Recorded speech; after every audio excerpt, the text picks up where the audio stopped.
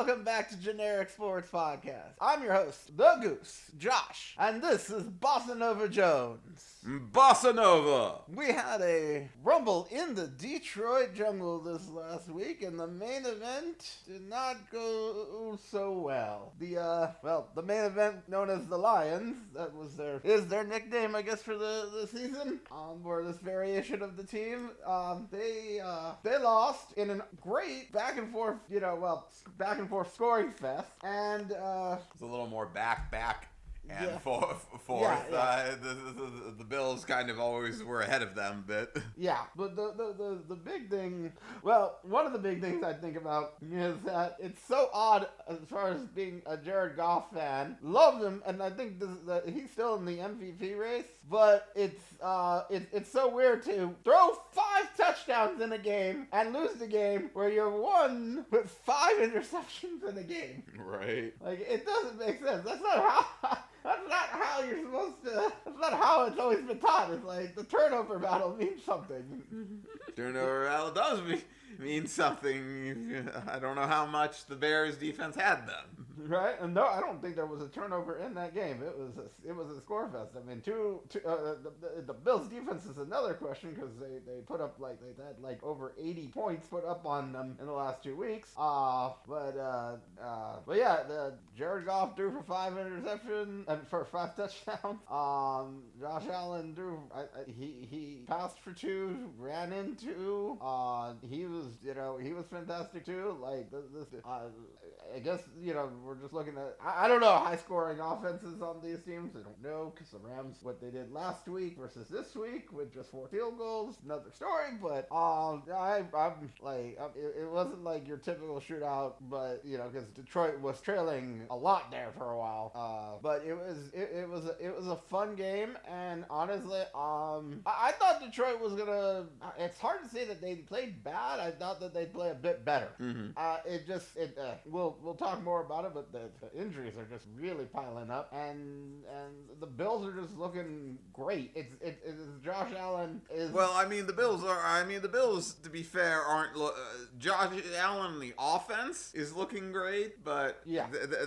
But that the last 2 games they had 40 scored against them. This time they just had the higher 40. Well, I will say, Josh Allen looked great. I do think a lot of it's on, he's just playing so well and getting the ball out to, everybody. And they've got a run game. Yes, but I agree. But they'll lose to a team. They'll lose to a team with a good defense. Maybe. My bad. They'll lose to a team with a great defense. I don't know if there's a team with a great defense that in the playoffs, but we'll see. I think that they just had. I think they had. The teams that they lost to. I think they just had a really bad stretch of not really seeing who they were, and I feel like they're a team that has really changed and progressed throughout the season. Those 2 losses. They didn't look like themselves, especially when Josh Allen threw 9 passes or had 9 completions out of 30 attempts. Mm-hmm. That doesn't sound like a Josh Allen game at all. But I don't. You're not wrong on the defense. It's just I'm just trying to the Steelers will be an interesting team if they play each other in the playoffs. Mm-hmm. And the Broncos. I do think the Broncos defense might be able to. I don't know if maintain that. I don't know if they would get through the Broncos. I don't know if they would get through the Ravens again. I don't think they could. I don't know if they could get through the Steelers. Well, they didn't get through the Ravens the first time. And I don't know if they could. And I don't know if they can beat the Chiefs in the playoffs. Well, it's the playoffs. So who knows? But they did score over 30 points on them for the so that was a big deal. Mm-hmm.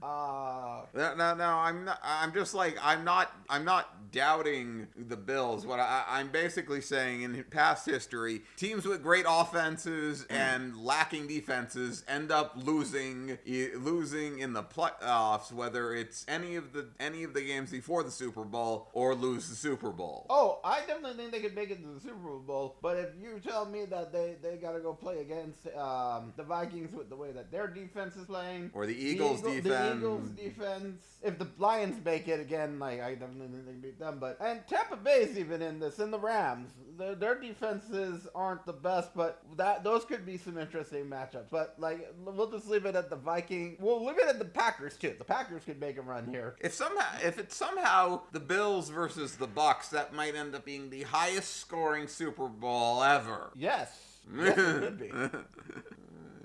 But like, it's just the whole defense wins championships mentality thing, and it feels that the Bills are lacking the defense right now. I mean, they made some plays to gain the advantage over the Lions, but you still you can't let teams score 40 on you. No. Well, but to be fair, that was their last real challenge. I know the next 3 games are all divisional matchups, and anything can happen in those games. Well, if the Patriots and the Jets score 40 on then they have issues. Yeah, that's gonna be a big question. But even if they win the games, but still have opponents scoring 40 on them, and they're the Patriots and the Jets. Then there are questions about the defense. There are. I mean, honestly, in my opinion, and we haven't talked about the Chiefs, and we'll talk about them because we're going to do a whole injury thing and stuff. But right now, in my opinion, this Super Bowl should be 2 random teams. I don't know. I don't think it's going to be the number 1 seed versus the number 1 seed. Like, I really don't think it's going to be the Chiefs versus the Lions right now, as we're currently speaking. Well, I don't know. It remains to be seen if the Lions will remain the number 1 seed. So yeah, but no, they'd still be. We're just talking currently right now. Okay, yeah. Well, they both have to. They both have to survive the battle of attrition. Yeah, all the teams do. But we'll get into that more. I mean, I'm just saying those two because we're getting to the Chiefs later. But the Lions have been hurt. But right. Yeah, it's a blanket statement. All of them needs to survive. The Bills aren't going anywhere if they lose Josh Allen. That's true. Which I guess. I guess it's a good segue. Right. The question is segue to what?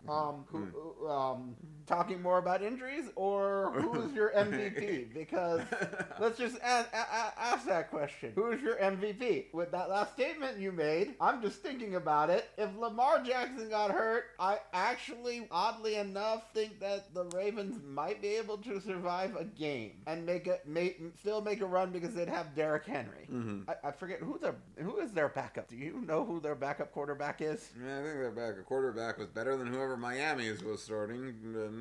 Well, that's neither here nor there. The only thing you can say is that is every time a backup quarterback is mentioned for this season, I'm going to mention that.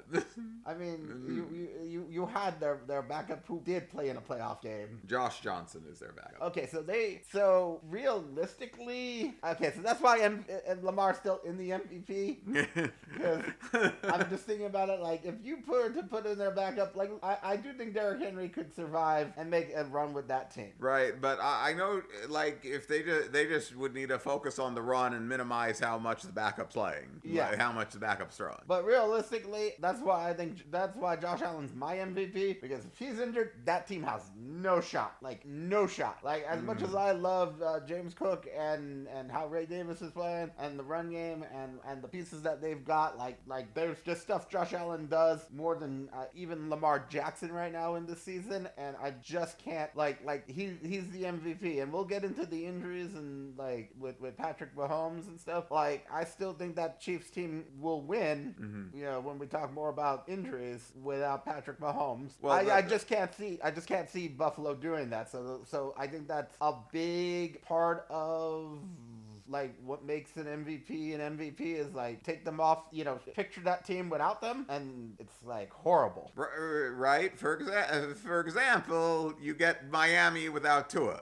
That's like taking away, that's how you learn who the MVP of a team basically is. They don't function. Right? And I will say there is partially that on the head coach. And we'll talk more about the Dolphins later, but yeah, you make a good point. And that I think that basically the example is if you take Josh Allen, if Josh Allen gets hurt, the Bills are going to function like the Dolphins without Tua did. They're not going to function as well. It's like their backup's Mike White, so I don't, I mean, I don't think they're going to, I mean, they would focus, you'd use the run game and try to, minimize that, but I think they would still have issues if the defense is letting 40 up. The big difference between them, and like I said, we'll get to this later about the Dolphins. I also think that part of that is coaching too. Yes. I think they might, I think if Josh Allen went down, like, I think they could survive. I don't think it's going to really bother that. I mean, at worst, if Josh Allen went down, but would be able to be back for the wild card round, I think they might be able to win one of these next 3 games with a backup. Yeah. I don't think they'd be able to win a playoff game with a backup. I mean, honestly, we'll see where the seeding goes by week 18. But if Josh Allen starts a drive and that's it, and they take out a lot of their starters, I can imagine Keon Coleman playing, Mac Hollins, and a lot of the third and fourth string guys that are just maybe they need some reps to just get play time or just to play the game. I'm not going to be surprised if they they're playing against they're not starting everybody against the Patriots in the week 18 game. For some reason they're playing the Jets in these last 3 weeks. So right, they really need a balance. It's really need to balance some of these things a little better, but whatever. Not like it. It's like they have 3 more divisional games, and none of it matters because they already won the division. Right. But I answered the question: who's your MVP? Who's your MVP? Is it also Josh Allen? Well, see, the weird thing is that what is the MVP based on statistical record or narratives or statistical narratives? Is the real question. Well, last year it was my quarterback beat your quarterback. My quarterback's the best quarterback on the most winning team. That's who won. That's why Lamar Jackson won it last year. Because statistically, he didn't. Dak Prescott had a better season. Mm-hmm. So I don't think it's all about the statistics because I think Lamar Jackson does have a few more touchdowns and stuff. So that's why I think Josh Allen can win it this season. And the fact that Saquon Barkley did not have a great game against the Steelers, and we'll see how his last few weeks go. But I do think Saquon may have moved down, at least in my opinion, to 3. Well, basically, I'll put it this: if the MVP stat, I still feel with how good his completion percentage and his yards are, I still feel Jared Goff is good. But so basically, if it's a science, I feel it's Jared Goff. If it's an art, it's Josh Allen. Fair enough. I do think it's more of an art. I think it's more of a how you're looking at, It's like stats versus narrative. So stats are a science, art, narrative is an art form. Well, and the biggest thing is, and I'm going to throw Saquon into this argument and stuff. You take Saquon and Jared Goff, off their team, out for a game or something. I don't actually know how the Lions would look because the injuries beside. I do think that Gainwell was having a game yesterday. Yeah, I think Gainwell looked good. I feel the Eagles would still be fine without Saquon, and that's probably why he won't win the MVP. Right, because you have all those other pieces. Exactly. But the Lions, I think, are being kept afloat through Jared Goff. I do too. I know I said Saquon was 3, and then I was just I think Saquon's 4 because I think I gotta have. I hate that. I hate being one of those. Well, the quarter, could be another player, but the quarterback play is playing well, and when you look at his, And I'm only not thinking of Lamar Jackson just because he won it last season. That is really the only reason I really take him out, even if he's doing A, statistically better than last season. He is. And B, narratively, he doesn't have the wins, but narratively, he beat Josh Allen. Mm-hmm. So, where's that? It's where's that? He's got 5 losses now. Exactly. But if he starts winning, but if they end up winning the division, you know. Maybe. But I still don't think. I still think because Lamar won it last season, he's not going to win it this season, and I don't think that. Which is unfortunate because he is statistically playing better this season. Right, and nobody thinks back and they're like, oh, Lamar won it. You don't think Christian McCaffrey could have been MVP last year. Dak Prescott could have been MVP. Like, it was just not the greatest year. Tyreek Hill could have been. Yes, Tyreek Hill could have been. So it's like they just wanted to give it to a quarterback. And it wasn't the greatest statistical year for him. It wasn't the greatest year. That defense was what helped carry him to the MVP, honestly, because they had the wins and they beat Brock Purdy and the 49ers. That being said... which definitely feels like the MVP is more than statistics, which is more of the narrative. It's as you said, the art. It is an art, yes. MVP it's a They're painting the picture. It's a big picture. You're seeing, here's the beginning as the season. It's one of those giant wall ones where you're like, it's going there, and it's like, it's beautiful. It's a masterpiece. You see the ups and the downs. So that being said, that's part of what, which is why the MVP is a bit subjective. Yes, and that's why when you see the beginning of the Lamar Jackson's painting, you see him holding the MVP painting picture or the MVP trophy from last year, and it's kind of a painting continuing, and you're already like, he had it last year. I don't need to, we don't need a second Lamar Jackson. We already have 2 Lamar Jackson paintings here. We don't need a third. Yeah, I think it is kind of a snooty. That's why I said, I actually put Saquon down to 4th right now, because I just think I'm looking at it like, if you take this player off the team, I do think Jared Goff is in the vote. It could be second to third, depending on where you want to place him. But for me, it's Josh Allen because of what we described. Everything, you take him off that team. I do think that the Lions could still I think the Lions could still win and do well, and same thing with I do think that the Ravens could at least win a playoff game without Lamar with the way that the team is built right now. I could see that. And I don't know if I can say the same thing with the Bills. I think that it would just be like Josh Allen. I think about the run against the Chiefs, just the runs that he did yesterday, all of the things that he has done, and how his players go out for him. Because I remember watching, because he is your fantasy opponent's quarterback, and I just remember that Dawson Knox, it was overthrown. It was just, but Dawson Knox is doing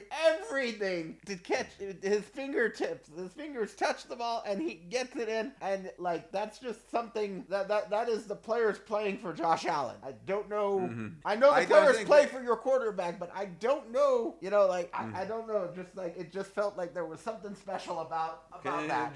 Joe Brady deserves coordinator of the year. Oh my gosh, yes.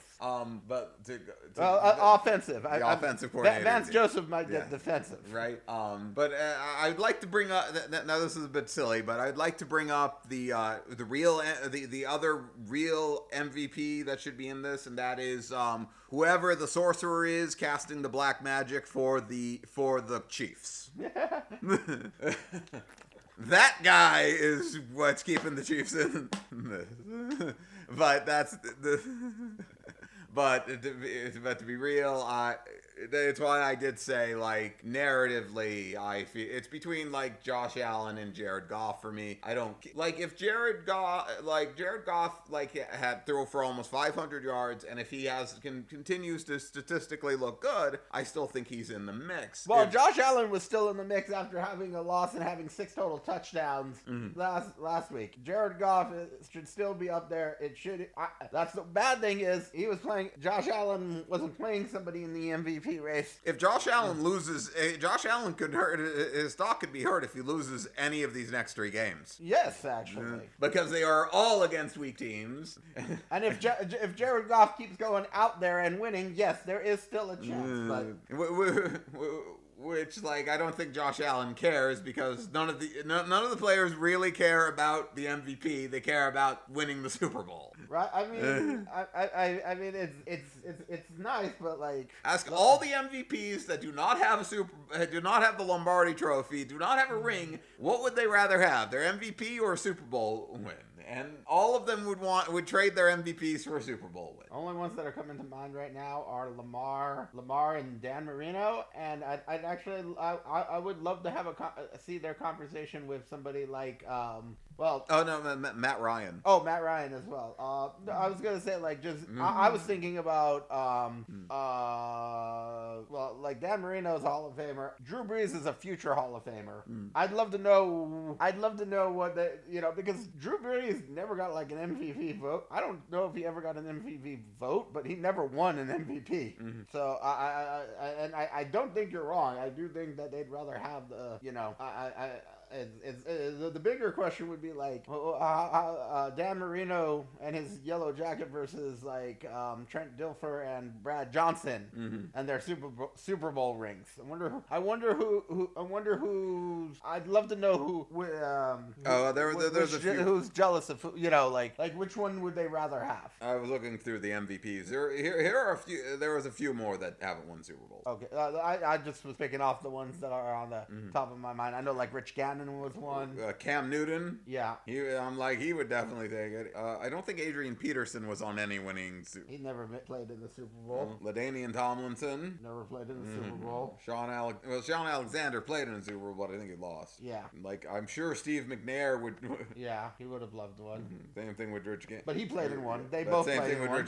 Same thing with Rich Gannon. And yeah, like how Barry Sanders won. And Barry Sanders, I'm sure, would love it too. But I don't think I need to go further beyond I don't think I need to go past the 90s. No, I mean, I think Dan Marino. And Dan Marino, yeah, like. But he played in one, so like I don't think the only other ones that I can think of, Jim Kelly, who also played in like 4. So. And I'm sure Jim Kelly never won the MVP. Didn't? I thought he won. There were so many people in the 80s. I thought he won one. No. Wow. Who won in the 80s? We're on the MVP. I need to know just from 80 to like 90. Like. All right, Brian Sipe won in 80. Okay, I think that was before their time. So who won in 81? I know Ken Anderson. Okay, 82. Mark Mosley. Okay. Not as far as somebody who's been around since like the 90s watching, like some of these names are very like Mark Mosley was when the place kicker won the MVP award. That the wide receiver has never won, but a kicker has.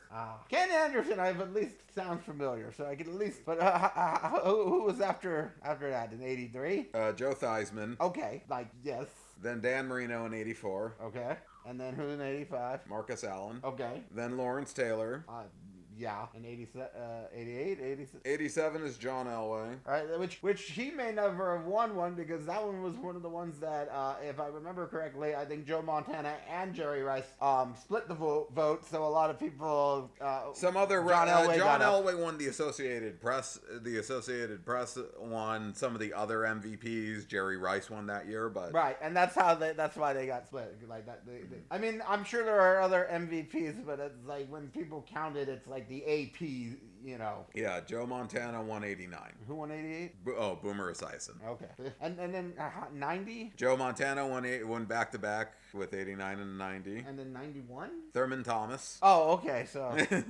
Yeah, Thurman Thomas won, not Jim Kelly. Okay, and then what about the next few years after that? Steve Young. Okay. Emmett Smith. Steve Young.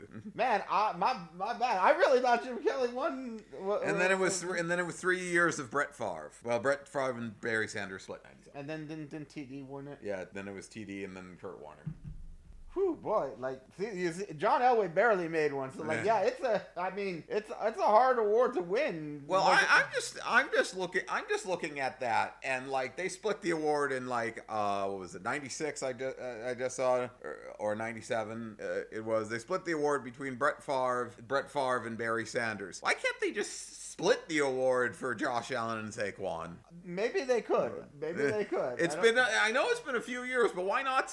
Why not try? I mean, I guess voting was. It might be the voting. It might be the voting. How the numbers come out. So because if that's the case, like that's fine. But you can tell around like what 83. Who won in 83? Theismann. Like right after that was when I think it got taken more seriously. You mean after the kicker won it? Yeah, was that a joke? I don't know how that was voted upon and how that came to be. I'm going to check his stats in 82.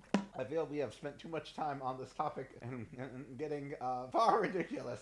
He had a 95.2% percentage of making field goal percentage. Yeah, he went 20 for 21 out of field goals. I mean, that's good, but I mean, I just can't imagine, like, was there not a quarterback or a running back that did anything good that year, or wide receiver even? Well, let's see. It was like Mosley became the sole full-time straight-on place kicker in the NFL. Oh, it was the strike-shortened season of 82. Oh, okay. Oh, that explains stuff. Oh, well, screw this guy. I mean, what? What? It said in the Washington's win against the Dolphins in Super Bowl, in the Super Bowl, I'm like, oh, well, screw this guy because of this guy's kicks. I'm like, well, screw this guy. So Washington had like back-to-back MVPs, yeah. Washington was good in the 80s. Right? We all know who sucked them dry. Right. Return to form. Hopefully, this is a good return to form for the Commanders. Right now, so we talked about MVPs. We talked about Josh Allen. We've been talking about this game a lot. Like, you know, I know you've mentioned your MVPs, and I'd love to see the co-MVP. We'll see if that happens. But I think I think the one thing, now I think we can segue. Like we were talking, like what would the team be without Josh Allen? Well, we've had so many injuries this week. It was not a nice week in the NFL. I don't even know where to begin. Well, for the Broncos, PS2, an ankle injury, just a sprain, but TJ Watt went down. I think he also had some kind of ankle or injury. Nick Chubb is out, broken foot. David Montgomery is out with a torn MCL. Patrick Mahomes has a high sprain, high ankle sprain. That's what I was looking for. Well, he won the Super Bowl when he had that last time. So yes, but I mean that's playing the Super Bowl with it. And getting to the Super Bowl with it are two separate things. True. Well, he played the championship and stuff like that. But anyways. I mean, there is a week before. I mean, he did have a week to recover, but now he has a few weeks to get through that. Right. I don't think he needs to play, but that's besides. But there's like Carlton Davis. There was like 3 more injuries on the defense of the Lions, including Carlton Davis. It was out with a jaw, like a broken jaw or something like that. Like, I think his season's done. I don't know if he'd be able to come back for the playoffs, but I have to imagine that takes a while to heal. It's just a mild high ankle sprain. It's a test confirmed. But he's still getting beat up. Like that's a big right. Their offensive line, like I know DJ Humphries, like who they just signed, like didn't play last week, and that was not the team. To not have him against. And now they have like the Texans coming, and they have like the Steelers coming. I know with like and the Broncos. They have like the worst defenses. I'm pretty sure that the Texans and the Broncos are like at least top. They might be 1 and 2 for at sacking the quarterback. So the Broncos are definitely number 1 with I think sacks of the season. I mean, they at least were last week. I don't know what they are. I think Houston. I was thinking Houston was 1, honestly, but I wasn't sure who was 1. That being said, who else got injured? Because there were just so many. Well, Grant DeBose had the bad injury in the Dolphins game that he was carted off and didn't they took off his shoulder pads, his jersey, his shoulder pads, his helmet. I've never seen a player carted off shirtless. Yeah, shirtless. Like usually you see them like even with Damar Hamlin and stuff. Like they kept the helmet on, but they took off the face mask, and he was being wheeled out, and it was like, but like I know that it looked like they were performing the chest compressions on him. So I know, that was scary. I know Sam Hubbard from the Bengals suffered a PCL injury. He's not ruled out for the season. Their guard is in the concussion protocol as well. Right. Other big ones from your game. Waddle looked like he had a hip injury. Waddle got hurt. And Joe Mixon looked like he also had a hip injury too. Oh, and Jaleel McLaughlin from your game got hurt too. Oh yeah. Well, I just saw that the Chiefs waived Clyde Edwards-Helaire, so I don't know if the Broncos are going to pick him up or the Lions, but the Broncos at least got better waiver priority, so I'm hoping I'm hoping we pick up somebody in the run game. Oh, it's worse for the Lions. I'm looking through the injury report, like from NFL.com, like their whole news report of all of it. Yeah, I mean, I know that there were 3 on the defense, but how is it worse than what we said? Aleem McNeil tore his ACL. Oh, I heard he's out. Carlton Davis suffered a fractured jaw, and Khalil Dorsey fractured his leg. I don't know who. I mean, he was a corner. He was a corner. They were Aleem McNeil's a defensive tackle, and Khalil Dorsey is a cornerback. Carlton Davis might be able to make it back. I don't know. And Joe Mixon had an ankle injury, but looks like he's fine. I knew that. I said that there were 3. I didn't realize how bad they were. Yeah. Let's see. I knew they were all out for the season. I should have mentioned that, but I didn't realize how bad they were. I know Justin Herbert, like, his ankle was kind of bothering him. And he's got the short week along with the Broncos. They play on Thursday night, so we'll see what happens there. Let's see. Jalen Waddle's knee injury isn't considered major and won't require surgery. Not sure if he'll be back this week. He's day-to-day. Well, thank goodness for that, but I mean... And Grant DeBose has, like, movement in his extremities. Right. I know he's probably staying in Houston another couple days. I have at least one more night. I'm sure. Alvin Kamara took a groin injury. Yeah, I was gonna say Alvin Kamara, and then they're still trying to figure out how bad its severity is. And Geno Smith just went down like trying to get off the field, but he just got a knee injury, and he did not look happy on the field. Coming off the field and coming back, like he could not. It didn't look like he could put a lot of weight on it. And what was it? Yeah, Tommy DeVito is in the concussion protocol. Right. So I mean, not to say that all injuries, some of those aren't like the most important players, but like that's just a lot of injuries like this week. There's a few more I didn't even mention. Right. So I'm not gonna lie. did we go? And you went into Geno Smith, right? Yes, I did. I did say Geno. Okay. Yeah. I was gonna say I think personally I feel like one there are 2 takes on this. One, I think we need 2 bye weeks. Yes. Because I do think players need some extra time, and maybe what you do is give them a bye week before they play on the Thursday night game, so that you get maybe you play on a Sunday, you have the next week off, and then your next game could be the Thursday game. Yeah. Because then I don't.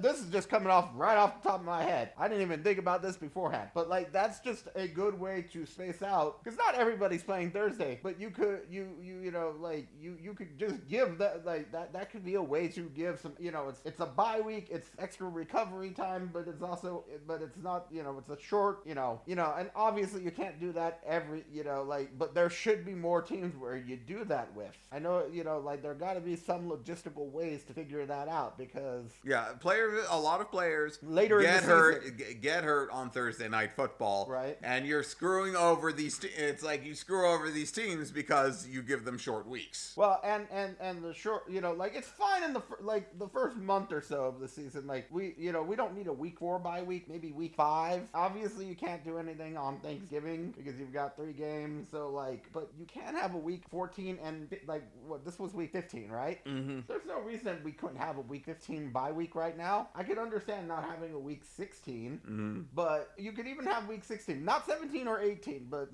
there are some teams where it just needs to, like if you have a week 5, you should be able to have a week 12 bye week. Right? I mean, especially if you want. This has to happen if you're adding an extra game too. The other thing I heard on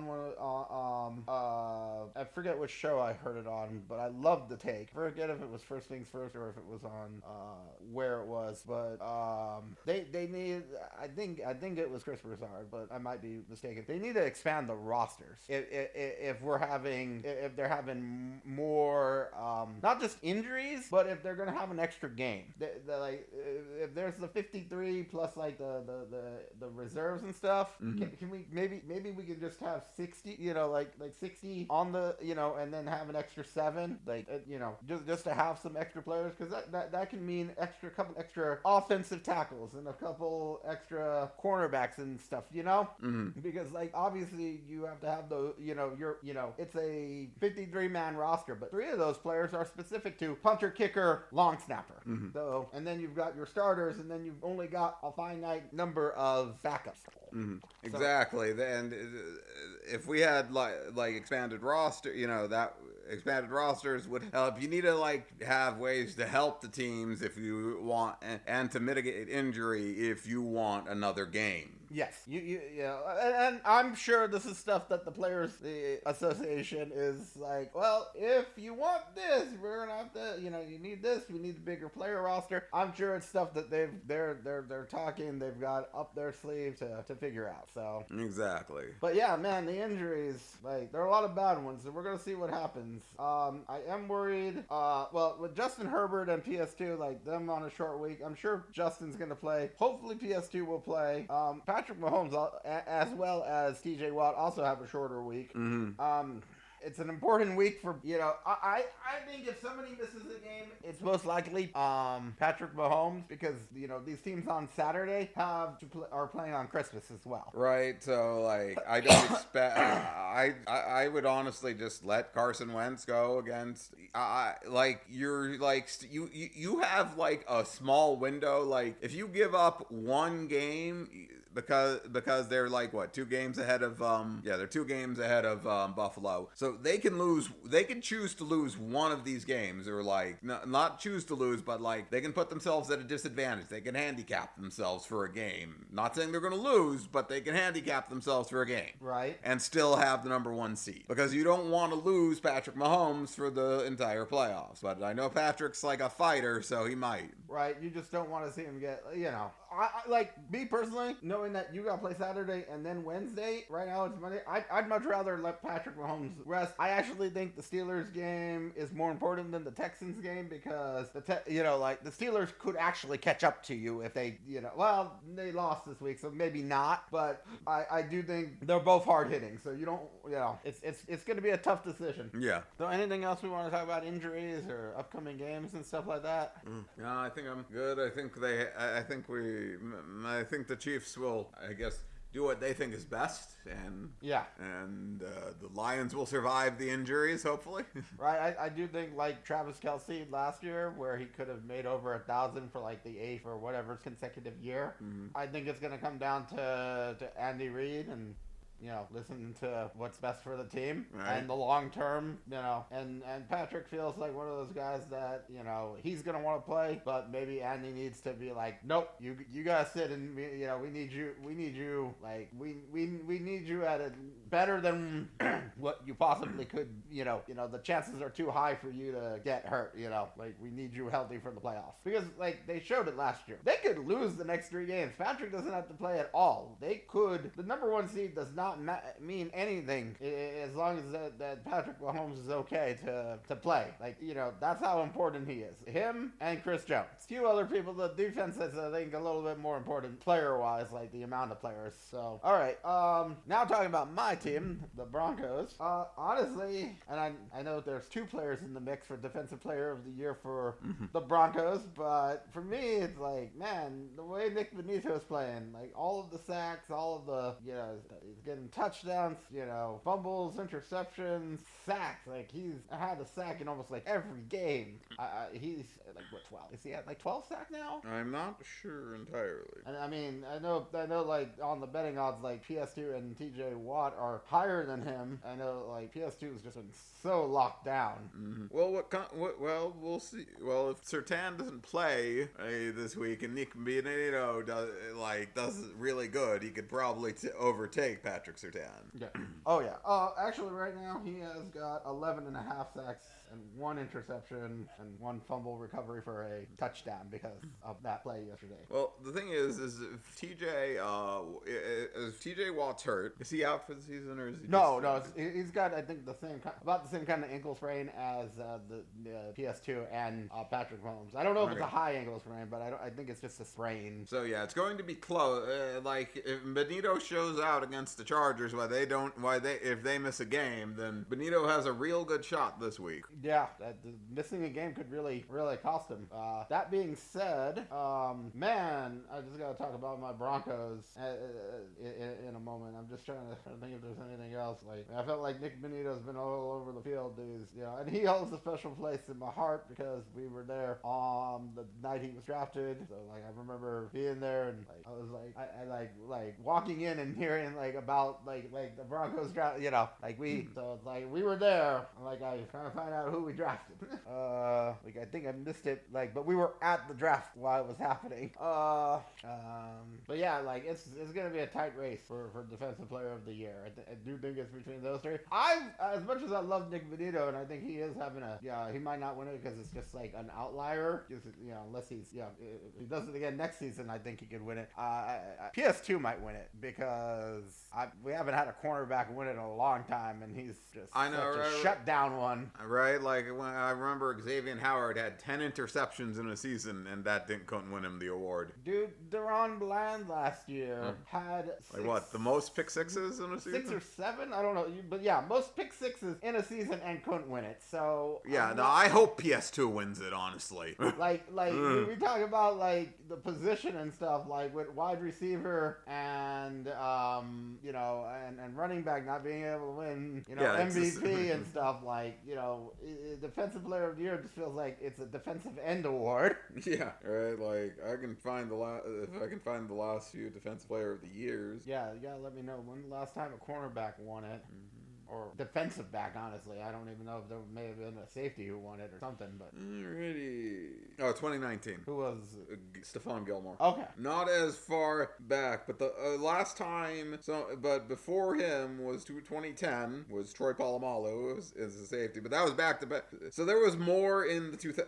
Definitely more in the 2000s. Right? And that's why I feel like that was, maybe that's why, we wanted that. Why we're like, oh, why are the cornerbacks not winning it, 3 years in the 2000s, from 2000 to 2009, because Troy Polamalu was 2010. There was 3 cornerbacks and three cornerbacks / safeties that won. Okay. It's mainly linebackers and defensive ends. Well, maybe PS2 will have that occasional defensive back winning it. So it always feels like it. I mean, because it has been like 5 years, but Yeah, no, it mainly goes like defensive tackle, it goes like defensive back, defensive tackle, safety, defensive tackle, like stuff like that. There's more on the entire list. There are more defensive tackles and linebackers than there are cornerbacks and safes. Yeah. Since there is not, so hopefully PS2 will be the first in the 2020s. Right? Or at least seems like there's a couple every decade that it's a defensive back. So PS2 or Nick Benito, but a little bit more PS2. They're 2 of my favorite players, so I need to get their jerseys. Anyways, my Broncos. That was such an odd game. Bo Nix 3 interceptions, but then 3 touchdowns. I just, he felt a little shaky. I don't want to say he regressed, but I think he needs to just calm himself a bit more as he's playing. I think he's just a little too excited right now. He's enjoying, football and everything. So I get it, but I gotta say, our defense, really came together in the second half. And what really helped was that fumble by Jonathan Taylor. And just a fumble. It was just he let go of the ball before he scored the touchdown on a 40-yard play. Yeah, players need to stop. Players just, I don't understand why the hell you want to drop the ball like that. I don't know. Just do a celebration. Make sure you score and do a celebration, or B, spike the damn ball. Right? Make sure you honestly cross the plane and then cross out of bounds and then spike the ball and do the celebration. Give it to someone in the crowd. Jump into the crowd with the ball. Do not drop the fucking football. It's not that heavy. I do not understand this logic. And it's actually not the only time that it happened. It happened with I forget who. It wasn't Cam Taylor-Britt. It was number 27 on the Bengals. I don't know if you saw that or not. No. He was he I think he caught an interception. He was running it back.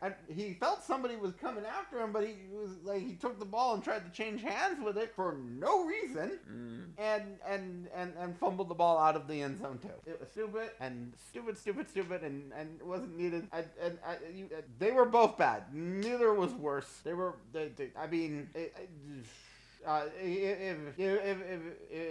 If anything, it was worse for the Bengals because he would have made it. He was just trying to change hands. Well, no, I don't know. They're both bad for both stupid reasons. Just hold on to the ball till you cross over. You don't need to. Right. You just make the score.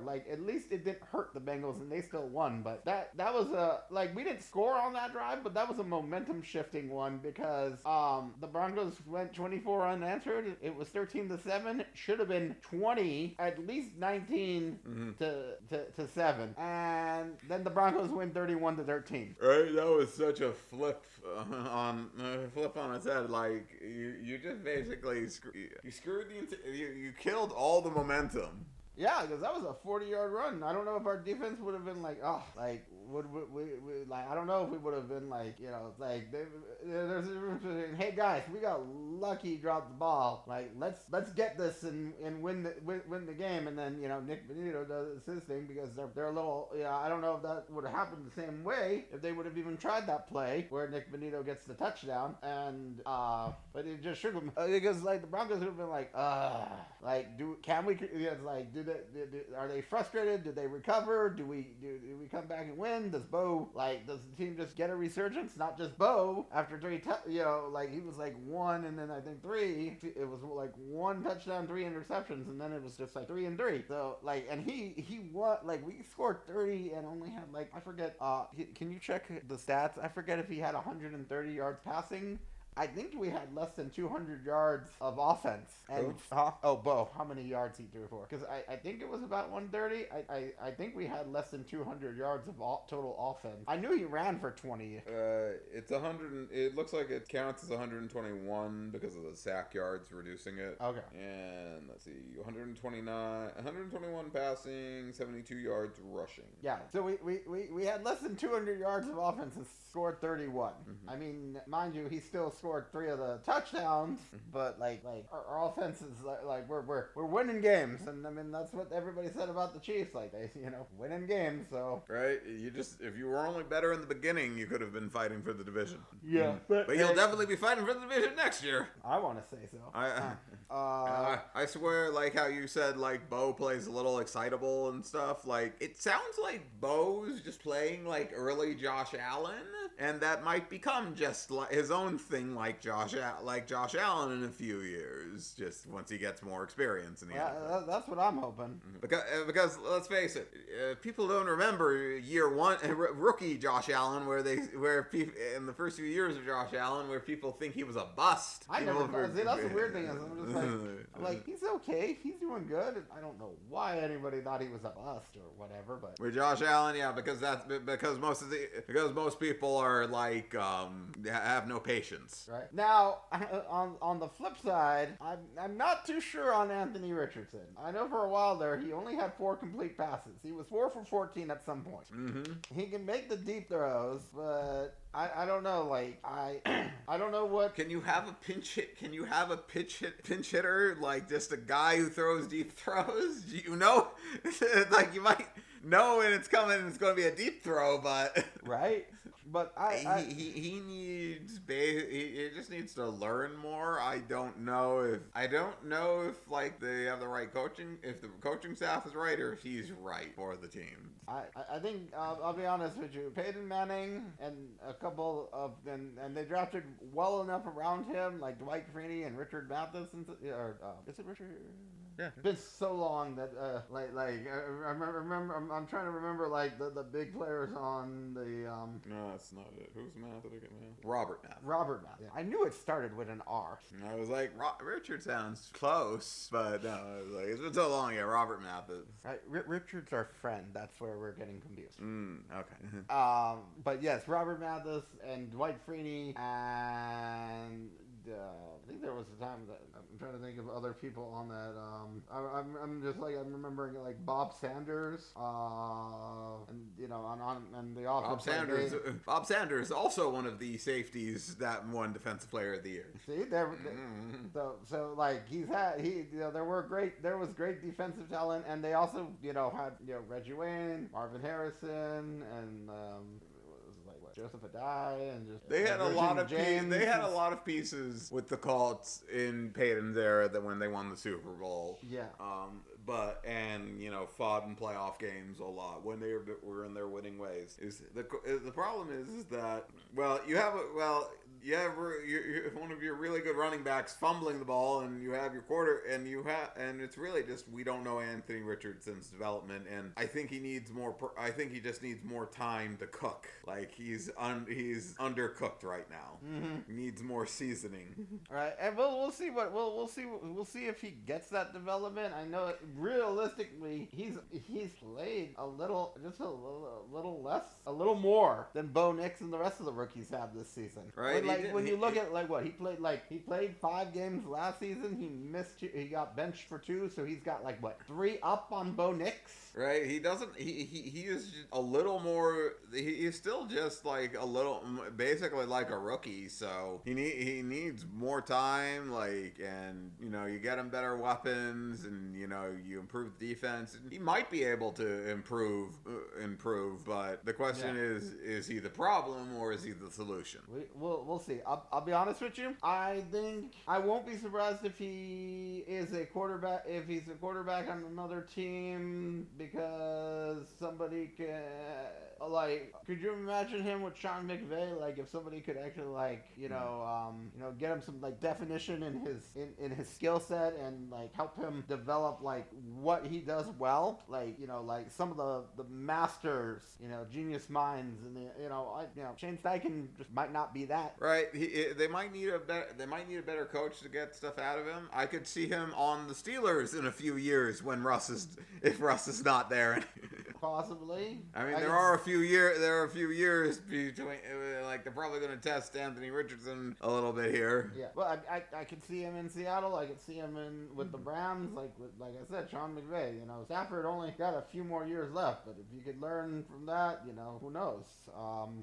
There are teams that are going to be let's take a shot at him, and there are coaches who can do that. I mean, let's look at Baker. Baker's playing great. Sam Darnold's playing great. Geno Smith is playing great. All these first rounders that just went to a bad organization, and yes, bad organization, because 2 of them were a Jets quarterback, one a Browns quarterback, and then 2 of them wound up with the Panthers, and bad organizations. Right. Some quarterbacks here are ending up in bad situations and are not developing how they should, and organizations fail quarterbacks, I feel, more than quarterbacks fail organizations. Agreed. Which is why Daniel Jones went to the Vikings. Right, and look how many chances Daniel Jones got. So, well, I'm sure Anthony Richardson, he could be a Saint for all we know in a couple years. Mm-hmm. But if I'm him and I'm a free agent, I'm looking to, if it doesn't work out, if it doesn't develop, I'm looking at one of those coaches who have done stuff with Sam Darnold and all these other ones and be like I can, they got an older quarterback, I can win that job, I can get better, Mm-hmm. Now because the Colts were playing for their playoffs, that defense was playing great. I mean, Bo never threw 3 interceptions, in the NFL, he was looking. you know, like they were looking tough, and they were stopping us, and then things fell apart. Yep, they spiraled out of control. So I'm as a Broncos fan was worried. You know, these are all tough games.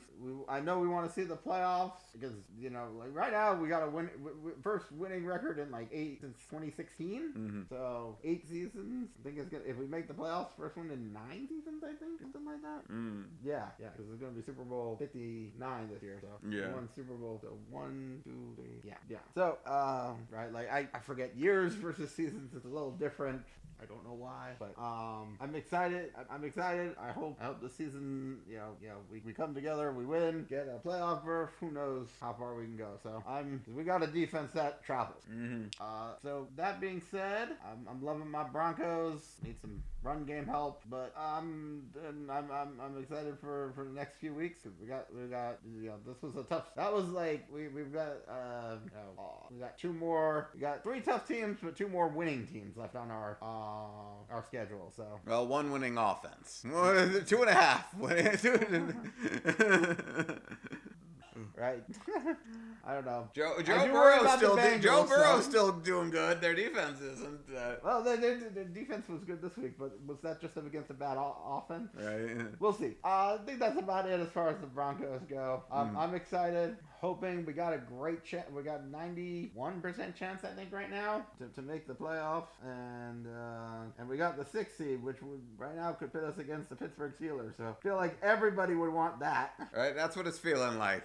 the Broncos revenge game, the Russ revenge game. We'll see what happens. Mm-hmm. Alrighty, so here's hoping for that. Now, we can talk a little bit more about the playoff picture afterwards if you'd like to talk about your Dolphins. Yes, after winning last week in overtime, which, you know, gave my heart, you know, gave me heart problems, and also that I guess palpitations. Porpitations. Porpitations. Like porpoise and pour. Triple entendre.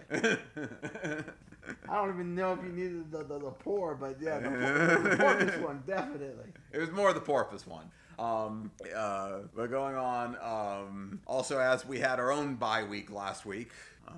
Oh, yeah.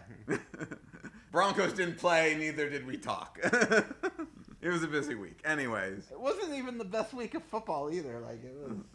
Yes, but I'd rather go on and talk like 20 minutes about the Dolphins winning than going on this week where I have to go. It was like 2 good games. Yours was one of them, but there was only like... I could have just talked for 20 minutes on it. Well, you could have done it without me then.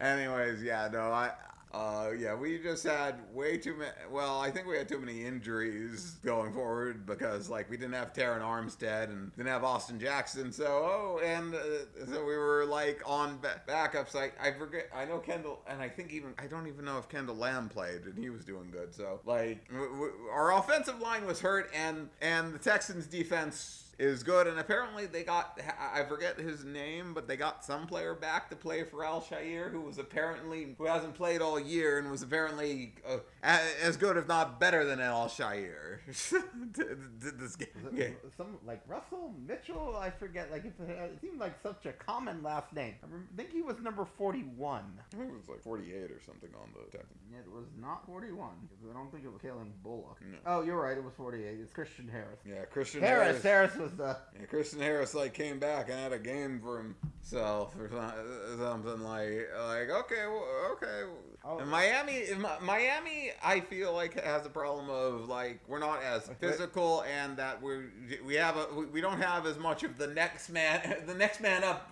It's like, well, if it's Miami, it's kind of crap for next man up. I just want to say about Christian Harris, he was injured, right? Because he was just all. I felt like they were just talking about him a lot. Like he just came back from injury, right? It's not like, you know, that's why it was his first game. It wasn't like he was like Al-Shaair was playing that great, because, you know. Like, yeah, Christian Harris was on the reserved injured list. He was activated. Oh, okay, good. Because I was like, he felt like so dominant. So. But yes, you do have that problem about not having any. I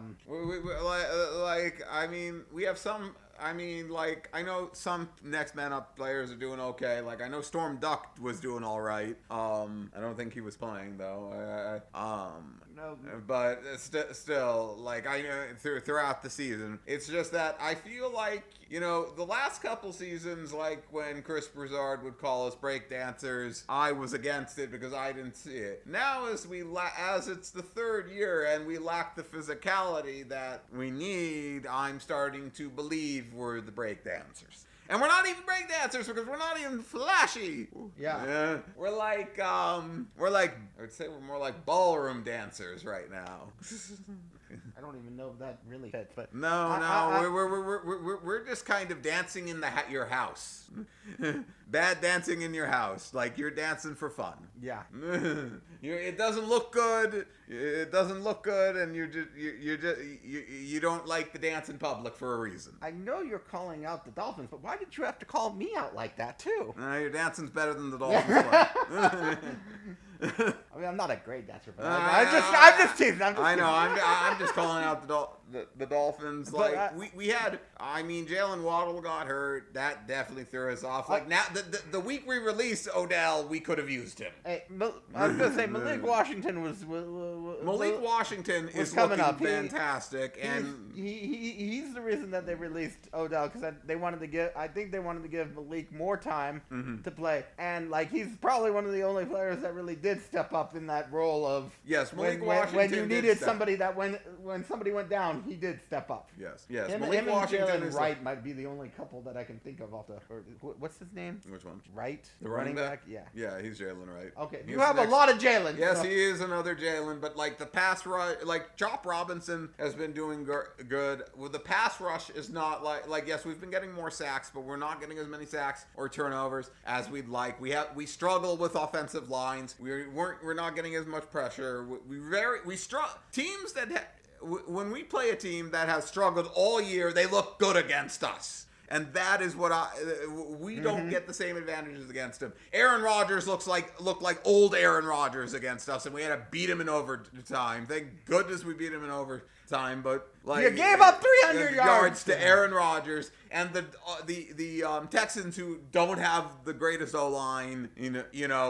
You know, we don't get that many sacks against. Like, we struggle against. I mean, yes, I know it was only they only beat us by a one-score game, and by Stingley, ripping the ball out of Tyreek's hands. Stingley, like he playing fantastic. Like he was hot and cold this game, but he definitely made up for the mistake. I'm loving that he's getting like I wasn't I wasn't sure about him like his first year, but he's been coming on a little bit more each because I think he was in 2022 draft pick. I thought Stingley was better than Sauce when he first came out. Yeah, and he's playing. He's been. I mean, I know Sauce got the interception. I think at the end of the game yesterday, but Stingley, like, I think he's been playing. He's one of the top. I'd put him above Sauce. I think he's an underrated and better. He might be he's a top 5 cornerback, and he might even be top 3. I think. Sauce is really well. Right, Sauce is in a bigger market, and B doesn't get defensive pass interference calls defensive pass interference calls. On him when he should. Like he's always holding. He's always like fucking up, and they want to make him a superstar, even though it's PS2. Then I feel like people have finally realized that. Big thing. Yeah, you don't really hear about Sauce right now. Here's because he actually shuts down everybody that PS2 shuts down like everybody, and he did that against Jamar Chase and Devontae Adams, and not this season, but just in general.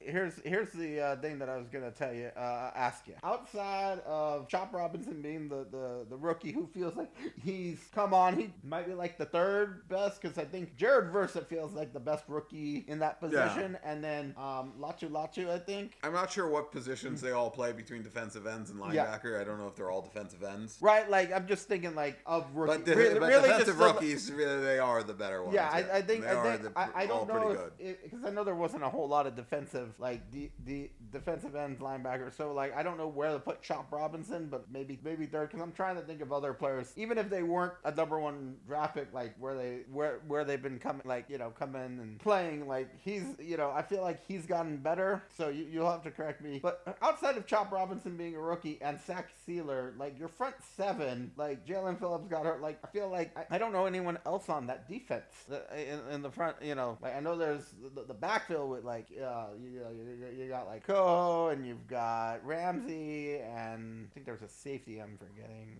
Oh, Chop Robinson's actually third in betting odds for Defensive Rookie of the Year. Who are the first two? Jared Verse and Quinion Mitchell. Oh, yeah. See, but Quinion Mitchell plays cornerback, so. Mm-hmm. So, yeah, I like I said, I think Chop Robinson, he might even be second compared to, I know Latu has been, was a little bit higher. He was the first defensive player off the board, but, I know Jared Verse has been, like, the best, so. Well, the problem is that I know, like, Bradley Chubb was hurt and like hurt a lot longer than we were expecting since he hasn't played at all this season. What can you do when a player retires when you thought you'd have him with Shaq Barrett, and so the thing is that, like, yeah, our defense is good. It could be better. I don't think Anthony Weaver is the problem. Calais Campbell. Calais Campbell. Yeah, Calais Campbell's been good, but it's like I feel like maybe they need another year in the system to get better. Mm-hmm. Just like Vance Joseph of last year and this year are like it's like that you got better last season and now it's carried over and you're even better this season. I do hope that if I'll say it because it's not 100%, but if you do get eliminated, I hope you cut Calais Campbell, like a mutual thing, so he can try and get a ring, because it was only a 1-year deal. So right, if we get eliminated, because 5% chance, like I'm Han Solo, never tell me the odds. We just need to win out. We just need to win out, which is they're all against teams with losing records, so that's good for us. You got 2 cold weather games though. Depends on how cold they are at the time.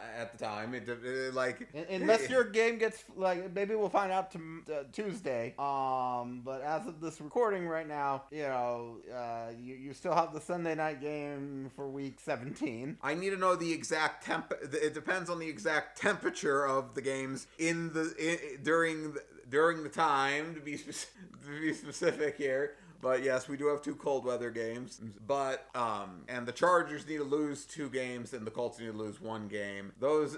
No one's saying the Chargers are going to win out. Please win Thursday. Fingers crossed. Hoping we'll be watching that game. All of the anxiety. Right. We want to be the second best team in the division. And the Colts need to lose out, and they have divisional games left, so you lose one of them. So it's still possible. I would because there's it's just saying, the Chargers need to win out. Well, that's difficult for them too. Yeah. Well, honestly, one big thing is if the Broncos win out and the Steelers were to lose out, that could actually put the 5th seed, and we could play the Texans, and that could put I think that would put the Steelers at the 6th seed, and they'd have to go play Baltimore again.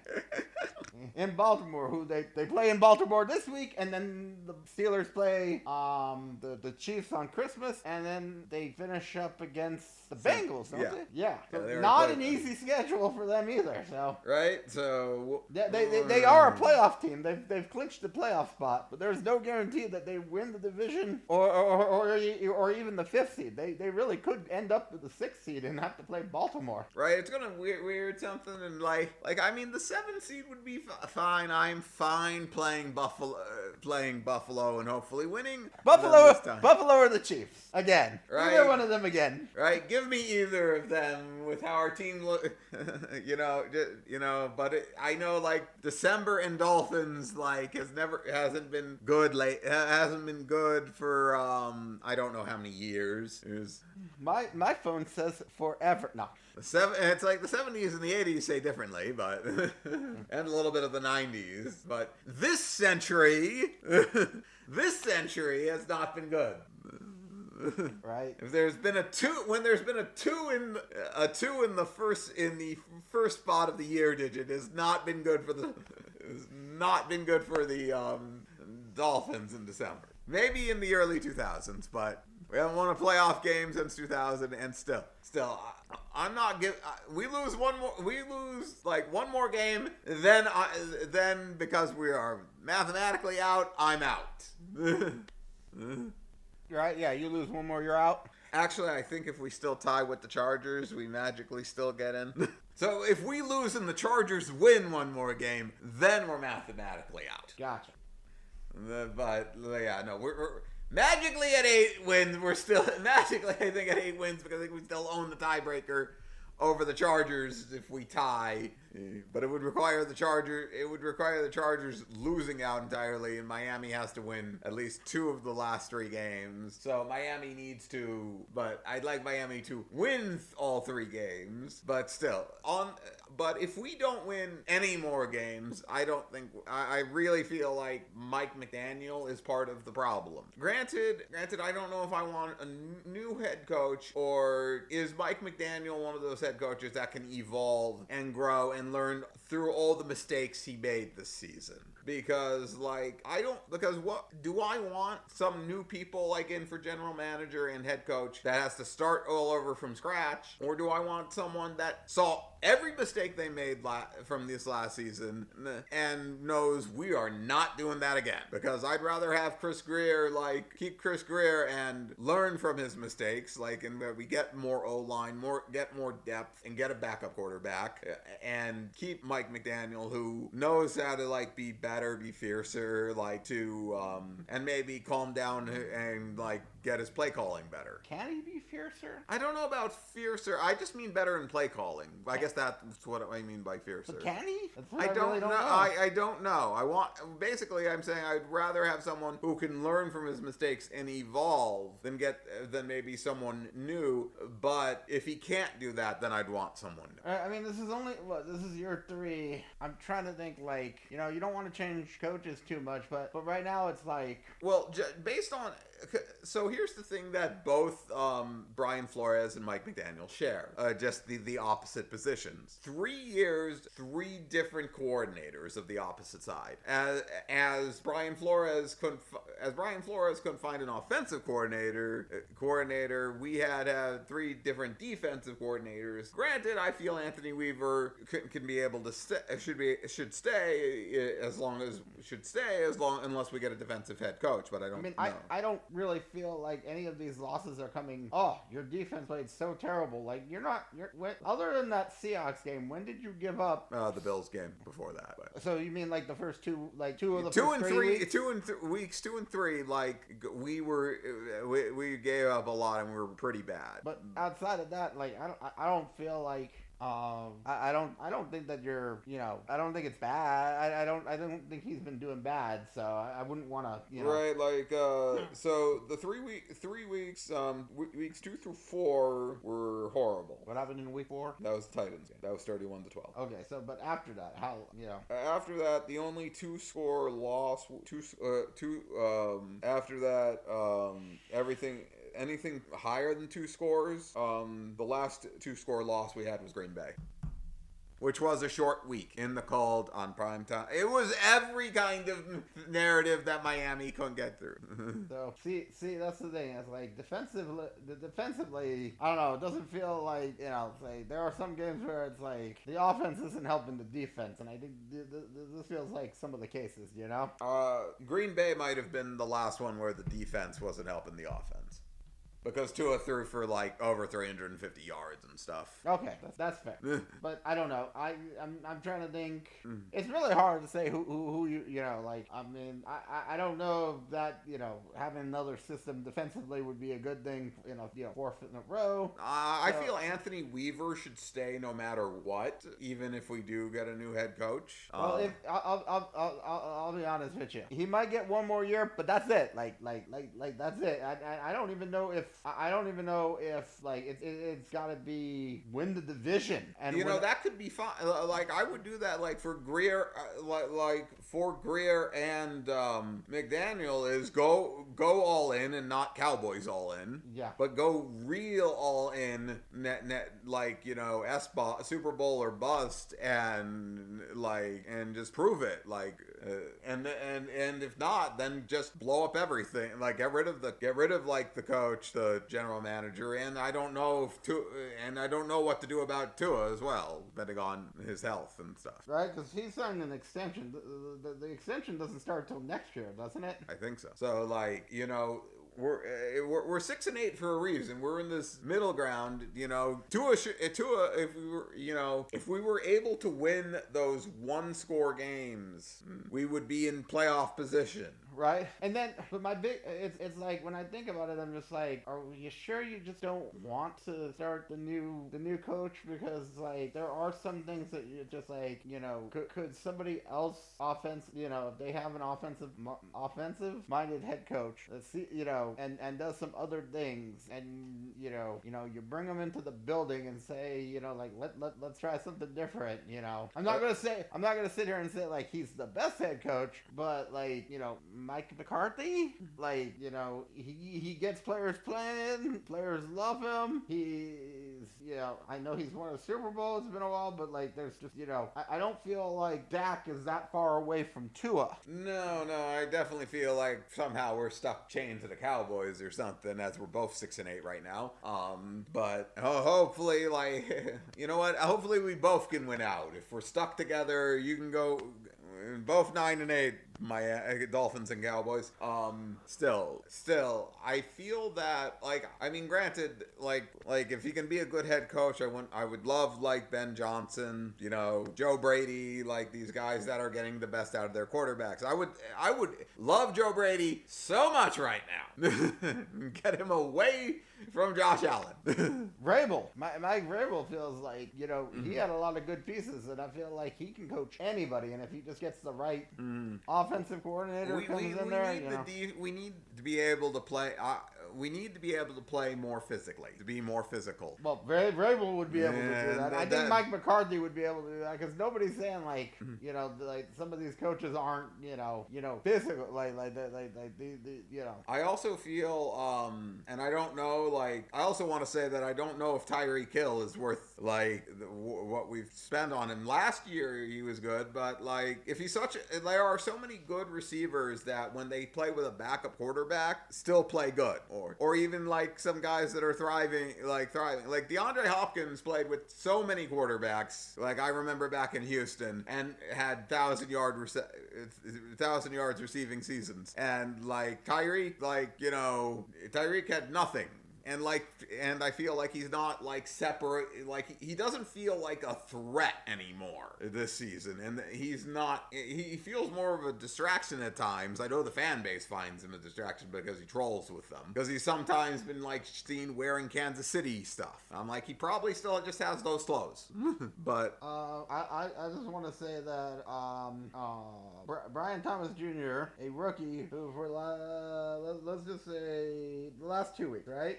He's been playing with a backup in Mac Jones. No touchdowns last week, but 8 receptions on 12 targets, 86 yards. So, you know, fantasy point wise for me, like I should have played him. I'm probably going to play him next week, because this last week, 10 receptions, 100 on 14 targets, 105 yards, 2 touchdowns with Mac Jones. And right, then, I know now granted, I know Skylar Thompson is not like, I mean, did Skylar Thompson regress because of the coaching too? Because like everyone saw Skylar Thompson in the Bills playoff game, and he almost won that game. So right, it was a 3-point loss. Like, did he, like, everyone thought like Mike McDaniels is like offensive guru, and yes, he made Tua better, but did you only know how to make Tua better? Right, I mean, because we couldn't play without Tua, and then it didn't help that when Tua came back, we lost the first 2 games with him back, like, so, but he wasn't, and Tua didn't look good against the Bills either time, and he got hurt, and even though like he got hurt the first time against the Bills, he wasn't playing good like the first half, like first 3 quarters or something, till he got hurt. Like there was something wrong, and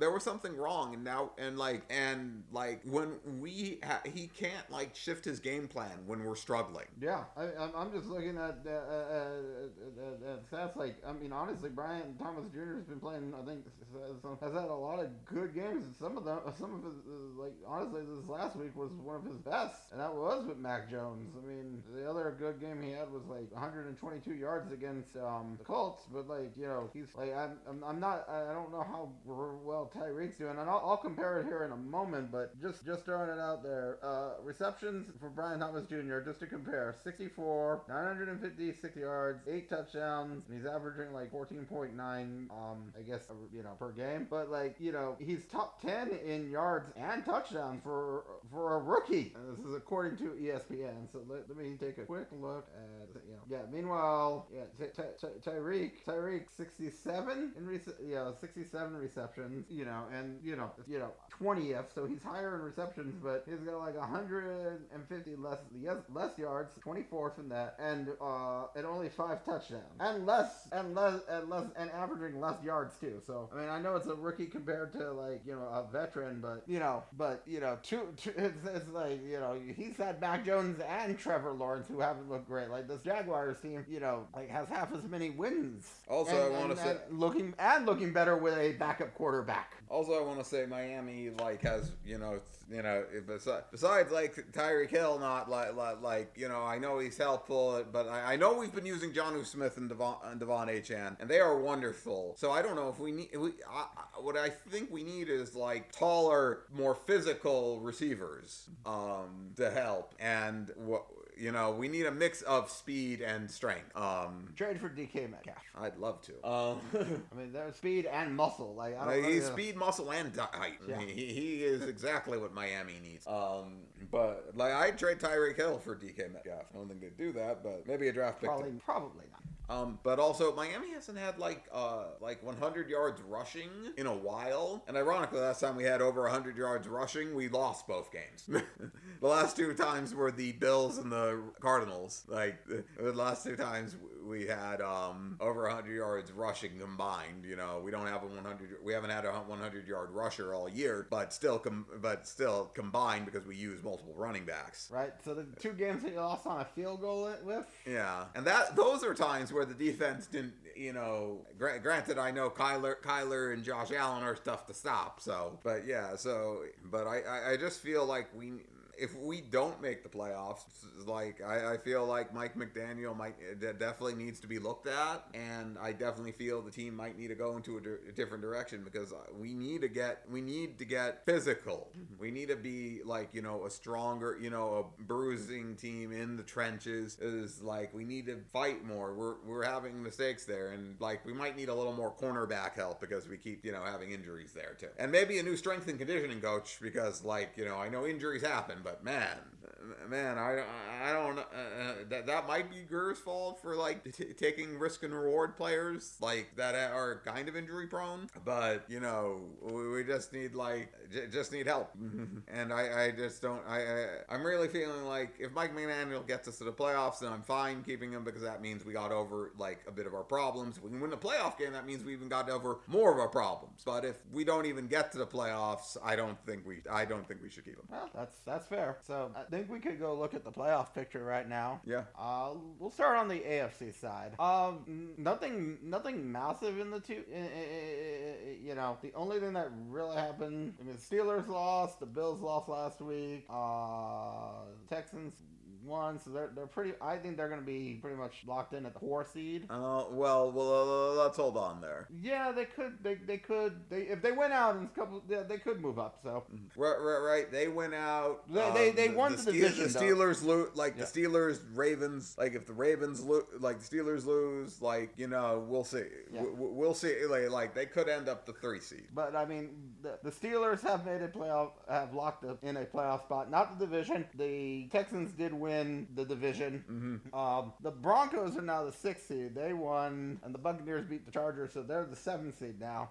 Baltimore won, so they're right now the 5 seed, and just a game behind the Steelers, because now they're going to play them next this coming week, and I don't know how like that. I forget how that's going to affect them. Like, with the I have to see the conference record, or not the conference record, the division for the the Steelers and the Ravens. Right, like the Steelers and the Ravens are going to be like one of the biggest. It might be the biggest switch. Like the AFC North is such a physical rivalry. Like I envy some of the Steelers or like Ravens. I mean, the Steelers fans. You guys complain about not having postseason success, but you're always in it. Right. My mental health would be so much better if we were always in it. You're not wrong. By the way, so winner of the this game Saturday wins the division. Doesn't win the division, but ties up the division. Okay. So they both beat 3-2. So I want to say the Steelers would still be on top because I'd have to see the tiebreaker proceedings, but they have the better conference record. Mm-hmm. So if it's anything against like conference or like opponents, they might have the. They both have hard games. I know coming up because besides themselves, they both play another playoff team with the Chiefs and the Texans, mm-hmm. and then they play someone else in their division that can beat them. That can beat them, yeah, because the Ravens lost to the Browns, yeah, and the hype and the Bengals still have a chance at the playoffs here. Right. So right. I'm not. If I'm not counting the Dolphins out, I'm definitely not counting them out. I'm scared of them. It's like we need to just keep winning to be ahead of them. Right, so this playoff picture could go. If the Broncos win, that if they beat the Chargers this week, they lock up the playoff spot. Because I could, man, my head's just picturing it now. Joe Burrow gets in at the 7th seed and knocks out Josh Allen. Yeah, I could see that. Because Joe Burrow is the only one who is like really one of the only ones that can outgun him. Oh man, nobody wants to see them. Mm-hmm. You could have them. Joe Burrow not on a like Joe Burrow is like still like it's about team wins the narrative, but Joe Burrow is like an MVP candidate. He is. I mean, he's still playing great, but he's probably in the top 10, even if he as far as candidates go. Right. But I think it's going to be a wild week. I said everybody was locked in. I didn't think that they were locked in a position. We'll see what happens with the Chargers. The Chargers.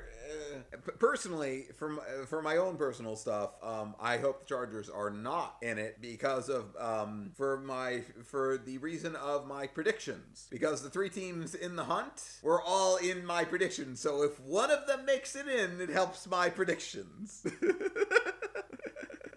I missed wildly this year, and as I don't know if I'm making it into the my team's making it in the playoffs in the regular season, and my fantasy, and not sure if I'm making the fantasy playoffs or not.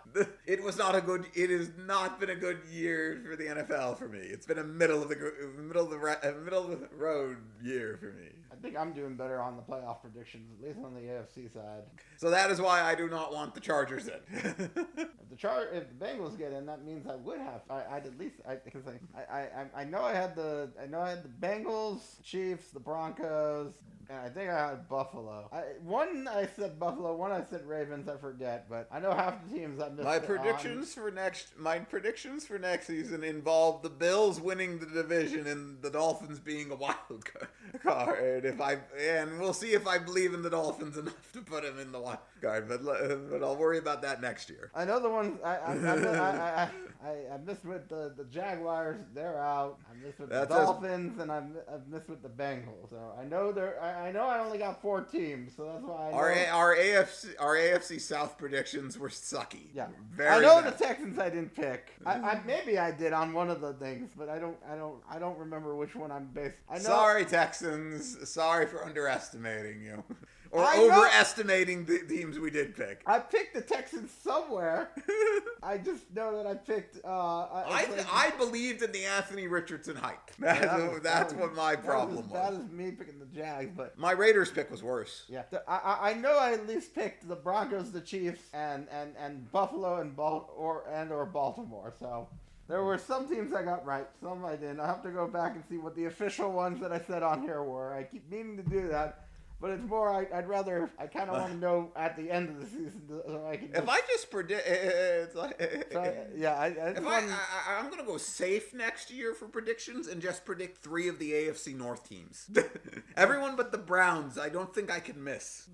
I think you'd get at least 2 out of the 3 right. I think that's not a bad pick. Got to wait for the quarterback situation in Pittsburgh. Right. But no, I think I got. I just want to go through it when it's at the end so I know how good or bad I did. Because I think you did on the other side. I think you did the Commander. I did the Commander. No, I think I was the Cardinals. Yeah, I picked the Cardinals too. Okay, I had the Falcons and the Bucks, but I had the Bucks winning the division, and I have the right Buccaneers proud winning about the that division, one. and God, predicting the South is ridiculous.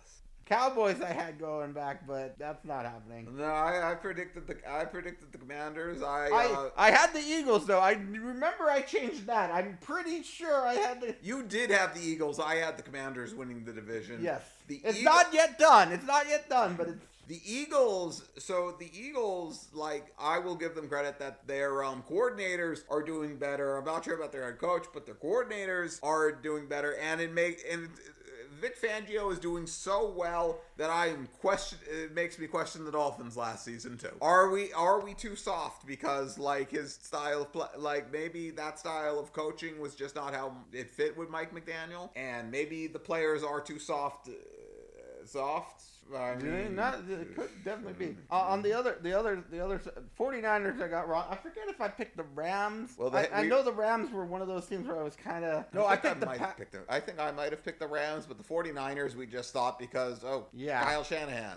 Yeah, I love Brock Purdy. The offense was just so. They're so hurt and they're so dejected right now. I don't think I had the Rams. I think they were one of those ones that maybe I honestly forget because I thought I had the Packers and the Lions. I like both teams from last season. I know none of us. The Vikings were not a. No. The Vikings with Sam Darnold. Preseason, none of us would believe if we had a time machine and went back and told ourselves, no one would believe us, would take us seriously. Yeah, they're 11-2. It's like they got 11 wins with Sam Darnold. You're shitting me.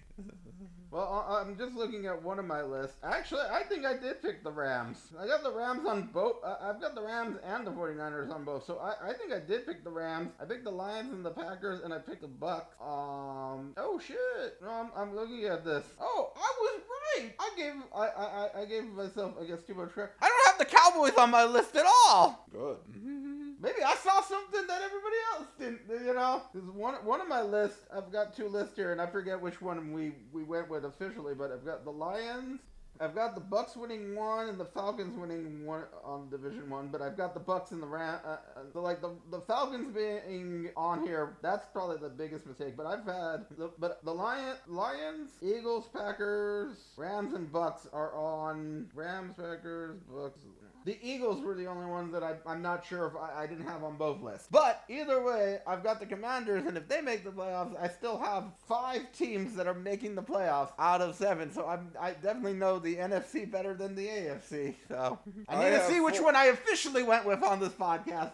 So a few of them, to be fair, my on paper one and my podcast one are 6 of one, half dozen of the other. Because one I have the Falcons in it, and one I have the Saints in it, and the Falcons and the Saints both don't make it. It doesn't matter. The Falcons just look a little better than the Saints. But the one I had I had one on the Rams, and now I have the Cardinals on one. The Rams look better than the Cardinals. That might have been a mistake on a mistake change I made. Right. Next year we need to mark down which one's the official one that we did because I have my official one. I didn't do that. That was my mistake. That was your mistake. I wrote down afterwards I've got one that says I've got the Texans in here. One that says Dolphins, Bengals, Chiefs, Texans, Jaguars, Broncos, Bills, which I don't know if that was the official one so I think I probably kicked out the Texans because I got one that says Bengals, Dolphins, Chiefs, Jaguars, Ravens, Broncos, Bills, and I'm doing good with Bills, Broncos, Ravens, and Chiefs. So I actually got 4. It looks like no matter because let's see, Chiefs, Texans, Broncos, Bills. Either way, I didn't have the Ravens. I got 4 correct. Yeah, my predictions, like with the AFC, like it's going to very much depend. Like right now, I have 3 good so far, and if the Chargers can just lose out, and so any of the other 3 teams in the hunt get in, I will have 4. So I'm like 3-4 right now. I could be 4-3. I could end up as for the AFC, the NFC predictions that I said on the podcast. We even get into Super Bowls and what our Super Bowl was gonna be, because I know I got mine wrong. I think I said Bengals and Lions. So right, I got like so far I have the Lions, Buccaneers, Commanders, and Packers right. If the if the Cardinals or the 49ers make it in, it's like if the Cardinals can make it in, or the 49ers make it in somehow if they win out their division magically, then I could have 5 right. But if they don't make it in, then I'm just at 4-3. Buccaneers don't make it in, I could be at 3-4. Buccaneers and the Commanders don't make it in, I could be at 3-4. Buccaneers and Commanders don't make it in, I could be at 2-5.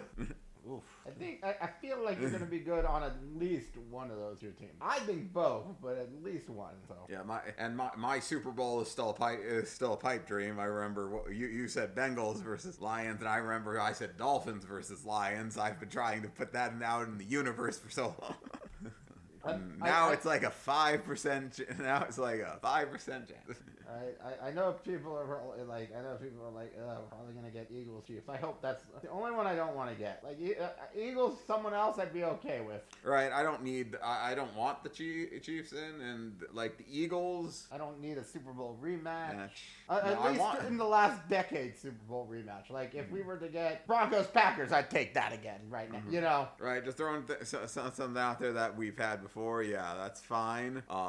Just thinking, is there any other Super Bowl rematches that exist in this current climate? Bills Commanders. I mean, Bills Commanders is one. That one I'm fine with. No, I think Bills Eagles would just because like the Bills face the rest of the NFC East except for the Eagles, so that one would be just don't. One that would be like they've lost to every team in the NFC East. That would be something special, right? Anything else? Any other? I mean, I don't think one specific team has lost to an entire division in the Super Bowl. Right. So, see, like even though I don't want the Chiefs in, if we got Chiefs Vikings, that was like Super Bowl 4. That's long enough for a rematch. Rematch. Yeah, that's like whole new teams, like a lot of different players now. It's like it's all different players. Not like where it's like, well, it's not like where AJ Brown and Jalen Hurts versus, it's not like Jalen Hurts versus Patrick Mahomes again. We don't need that. I'm sure the Eagles would want it, but right. Any other thing? I guess I'd be okay with. I don't know if I want Buccaneers Chiefs again either. So. Unless it ended the same way, no. Yeah, right. Mm-hmm. I'm all for Baker Mayfield to win a Super Bowl. So that the Cleveland Browns can suck it because they deserve I think the Cleveland Browns are sucking it anyways. Right. So last question of the night for the podcast. The Vikings are now 12-2 as well. Mm-hmm. Do you think they have a chance at the number 1 seed? I think we can get Sunday Night Football if week 18 if both teams win the next 2 weeks, or and we get something where not only number 1 seed, it's for the division. If that's the case, like it's like you get the bye week the next week. Somebody got to play the heartbroken and the 5 seed against like possibly like the Rams. Mm-hmm. Like and that's gonna be if it's the Rams, like or the Seahawks or even the Cardinals. Like that's a tough matchup after especially for the Lions after all the injuries, and you make the 5 seed. Like it can be a devastating game. Mm-hmm. So I'm down. That for me it's that or who's playing for the West. Mm-hmm. I say double Sunday Night Football. or one could be, or if they do, because last year I think they had a Saturday night game or something like that where I'd be okay with a Saturday night Week 18 game for the division where it's like the I could see that.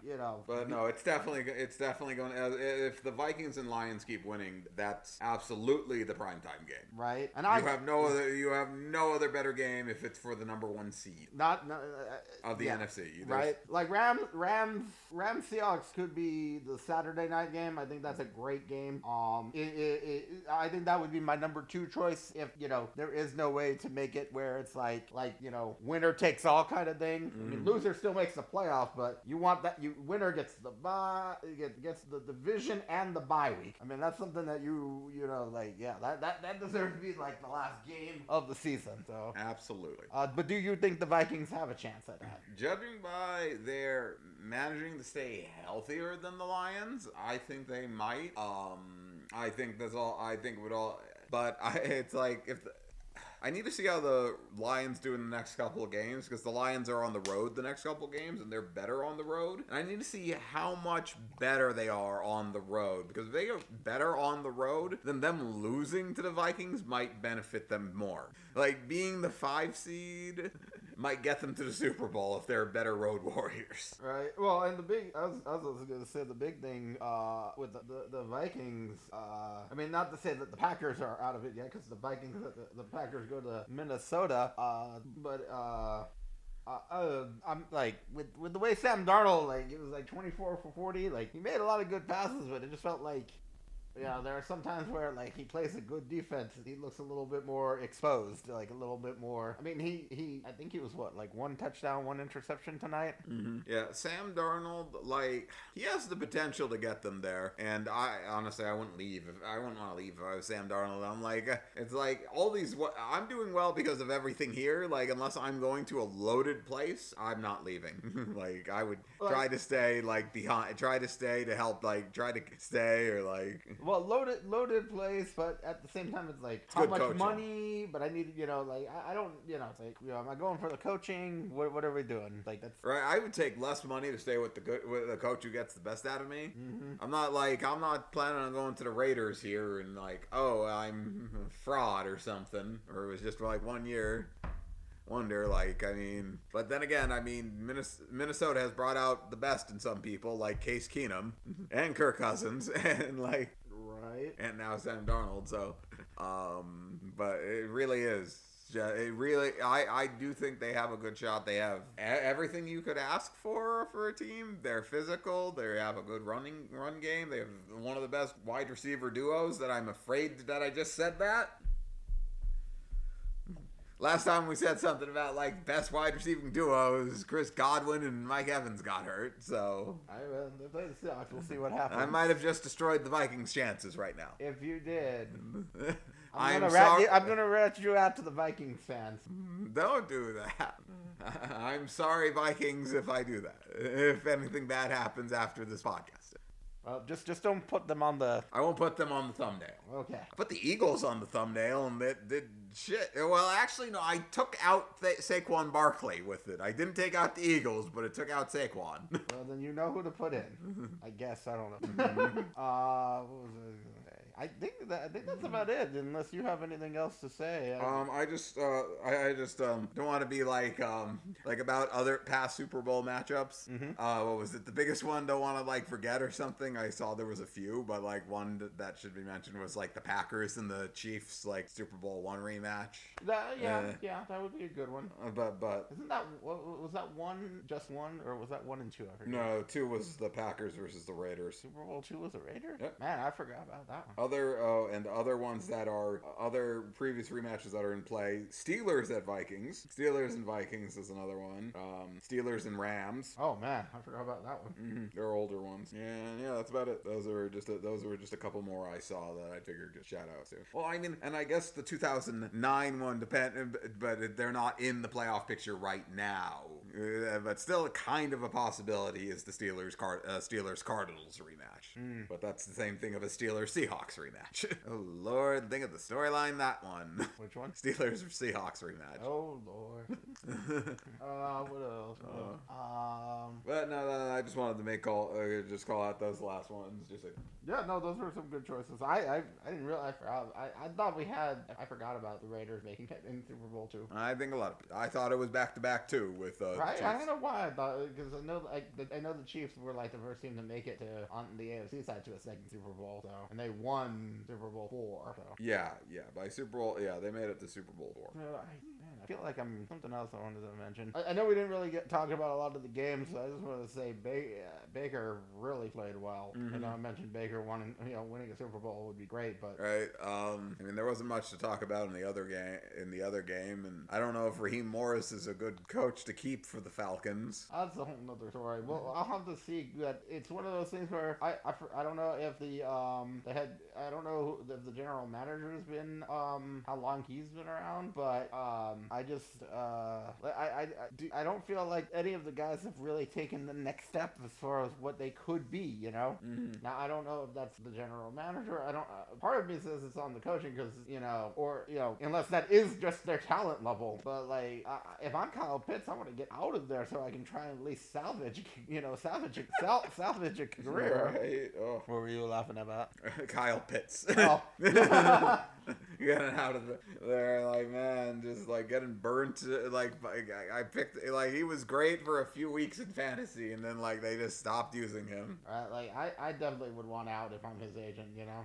The Atlanta Falcons general manager has been with them since 2021. Oh, okay. So he hired Arthur Smith. Mm-hmm. Yeah, he might have to go Mm-hmm. because there's one of, like, Drake London's not bad. Like, I think he is what he is, but they're not using Kyle Pitts. I don't think they're using Bijan Robinson correctly. Not being the 8th draft pick last year, like, not to be. I mean, yes, I get it that Algier was also a draft pick beforehand, and that they're a good 1-2 punch. But you need to use Bijan. I think Bijan needs to be in it like a little more of more of the timeshare. Watching the end of the Monday Night Football game, I don't know why Tyler Algier was the first and second down back, and Bijan Robinson was the third down back. Like, there are some times where it's just like, I think Bijan's the one that you could get. You want to get going, and he can be the one that gets you the first down.